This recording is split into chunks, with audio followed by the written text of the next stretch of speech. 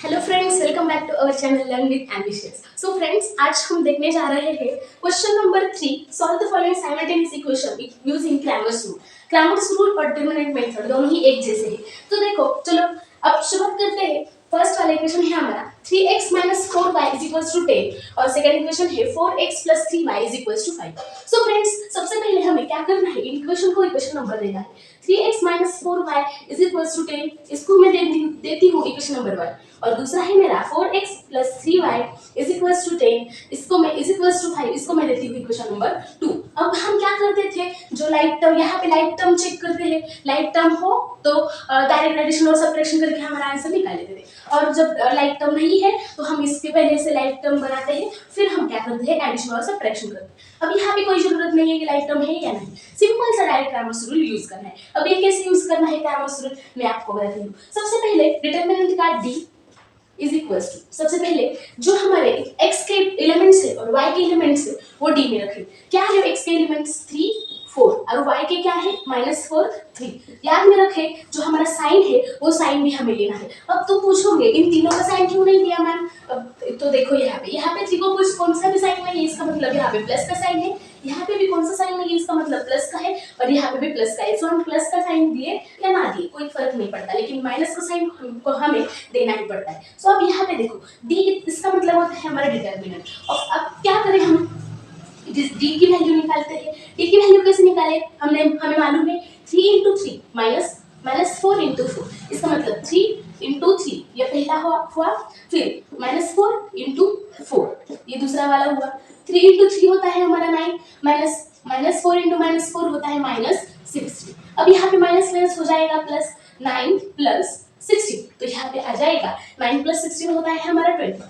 सो हमारा डी आ चुका है 25। अब डी के बाद हमें निकालना है डी ऑफ x, इसका मतलब x का डिटरमिनेंट। जब हम x का डिटरमिनेंट लेंगे तो x के टर्म को कैंसिल करना है। इसका मतलब क्या करना है, हमें सिर्फ y के टर्म और जो इज इक्वल टू क्या है आगे जो है टर्म उनको लेना है। अब सबसे पहले जो हमारे इज इक्वल टू के आगे टर्म है, आगे वाले टर्म्स है, उसको हम लेंगे। इसका मतलब 10 5 और फिर से -4 3, इसको लेंगे हम। याद में रखो, जब हम डिटरमिनेंट ऑफ x निकालते हैं तो x के टर्म हमें कैंसिल करने हैं और बचे हुए टर्म्स को लेना है और उनका डिटरमिनेंट फाइंड आउट करना है। सो यहाँ पे देखो, डिटरमिनेंट के एलिमेंट्स मिले हैं हमें 10 5 -4 3। सो यहाँ पे देखो, हमें क्या करना है, सिंपल क्रॉस मल्टीप्लिकेशन। इसका मतलब 10 × 3 -4 × 5।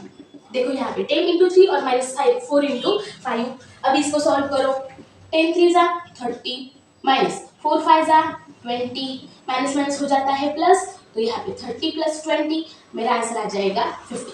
अब मैंने ये डिटरमिनेंट ऑफ x निकाला है, सेम वैसे ही वैसे मुझे डिटरमिनेंट ऑफ y निकालना है। तो यहाँ पे मैं लिखूंगी dy = dy। अब हम जब x के डिटरमिनेंट एलिमेंट ले रहे थे तो मैंने x के जो सारे एलिमेंट है वो कैंसिल कर दिए।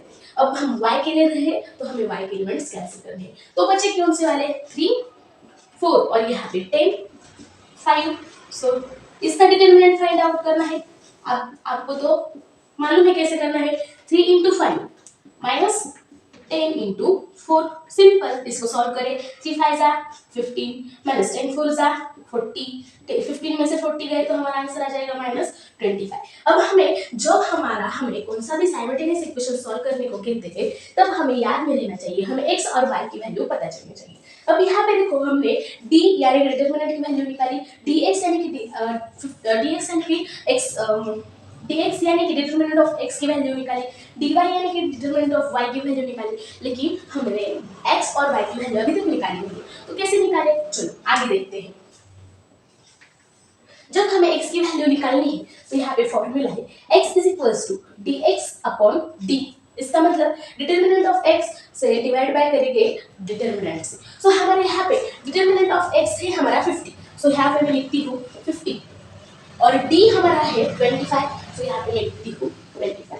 अब इसको कैंसिल करते हैं, 25 1 = 25, 25 2 = 50, सो हमारा आंसर आ जाएगा 2। इसका मतलब x की वैल्यू आ जाएगी हमारी 2, और अब हमें सेम y की वैल्यू निकालनी है। तो यहाँ पे y = dy/d। dy है हमारा 25, तो मैं यहाँ पे लिखती हूँ -25, और d है हमारा सिर्फ 25, तो मैं यहाँ पे लिखती हूँ 25। 25 वन जा 25, सो यहाँ पे बचे 1 और यहाँ पे 25 का साइन -1। सो यहाँ पे हमारा x की वैल्यू आ चुकी है 2 और y की वैल्यू आ चुकी है 1 -1। सो यहाँ पे लिखना है हमें देयरफॉर, क्या लिखोगे तो द सॉल्यूशन इज x की वैल्यू है हमारी -2 और y की वैल्यू है हमारी -1। सो इन दिस वे हमारे इक्वेशंस का सॉल्यूशन हमें मिल चुका है। हमें मिलते हैं नेक्स्ट वाले वीडियो में लेके नया वाला इक्वेशन। तब तक के लिए बाय बाय, थैंक यू।